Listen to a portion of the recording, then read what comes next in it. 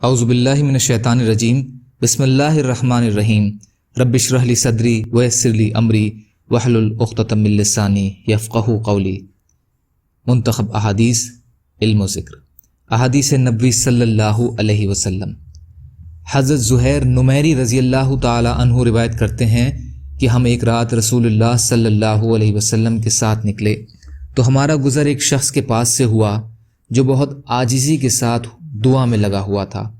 نبی کریم صلی اللہ علیہ وسلم اس کی دعا سننے کھڑے ہو گئے اور پھر ارشاد فرمایا، یہ دعا قبول کروا لے گا اگر اس پر مہر لگا دے۔ لوگوں میں سے ایک شخص نے عرض کیا کہ کس چیز کے ساتھ مہر لگائے؟ آپ صلی اللہ علیہ وسلم نے ارشاد فرمایا، آمین کے ساتھ۔ بلا شبہ اگر اس نے آمین کے ساتھ مہر لگا دی، یعنی دعا کے ختم پر آمین کہہ دی، تو اس نے دعا کو قبول کروا لیا۔ پھر اس شخص نے جس نے نبی کریم صلی اللہ علیہ وسلم سے مہر کے بارے میں دریافت کیا تھا، اس دعا مانگنے والے شخص سے جا کر کہا کہ فلاں آمین کے ساتھ دعا کو ختم کرو اور دعا کی قبولیت کی خوشخبری حاصل کرو۔ ابو داؤد۔ ام المومنین اما عائشہ رضی اللہ عنہا فرماتی ہیں کہ رسول اللہ صلی اللہ علیہ وسلم جامع دعاؤں کو پسند فرماتے تھے اور اس کے علاوہ کی دعاؤں کو چھوڑ دیتے تھے۔ ابو داؤد۔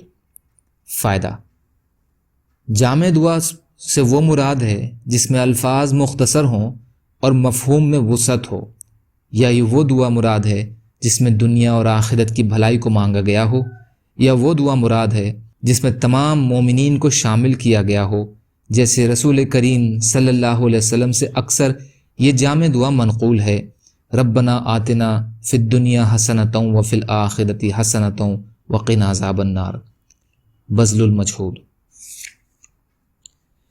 حضرت سعد رضی اللہ عنہ کے بیٹے فرماتے ہیں کہ ایک مرتبہ میں دعا میں یوں کہہ رہا تھا کہ اے اللہ، میں آپ سے جنت اور اس کی نعمتوں اور اس کی بہاروں اور اس کی فلاں فلاں چیزوں کا سوال کرتا ہوں، اور میں جہنم سے اور اس کی زنجیروں، ہتھکڑیوں اور فلاں فلاں قسم کے عذاب سے پناہ مانگتا ہوں۔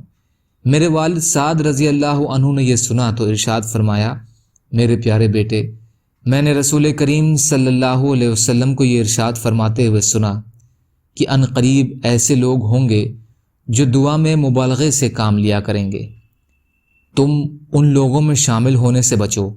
اگر تمہیں جنت مل گئی تو جنت کی ساری نعمتیں مل جائیں گی، اور اگر تمہیں جہنم سے نجات مل گئی تو جہنم کی تمام تکلیفوں سے نجات مل جائے گی۔ لہٰذا دعا میں اس تفصیل کی ضرورت نہیں ہے، بلکہ جنت کی طلب اور دوزخ سے پناہ مانگنا کافی ہے۔ ابو داؤد۔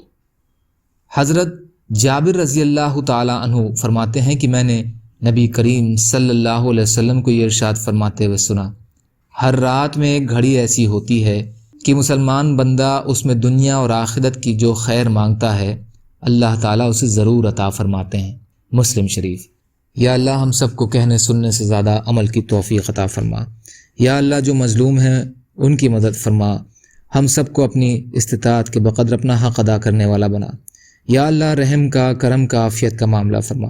جو پریشان حال ہیں ان کی پریشانیوں کو دور کر دیجیے، جو بیمار ہیں انہیں صحت عطا فرمائیے، جو قرض میں ہیں ان کے قرضوں کو ادا کرا دیجیے۔ یا اللہ آپ قادر مطلق ہیں، یا اللہ آپ کے لیے ہر چیز آسان ہے، یا اللہ ہمارے لیے بھی آسانیاں پیدا فرما دیجیے۔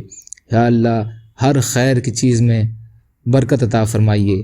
یا اللہ ہم سب کو ظاہری اور باطنی فتنوں سے حفاظت فرمائیے۔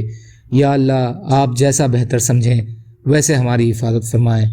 آپ جو بھی فیصلہ ہمارے لیے فرمائیں اس کا انجام بہتر فرما دیجیے۔ اللہم انا نجعلک فی نحورہم ونعوذ بک من شرورہم برحمتک یا ارحم الراحمین۔ لا الہ الا اللہ محمد رسول اللہ۔ السلام علیکم۔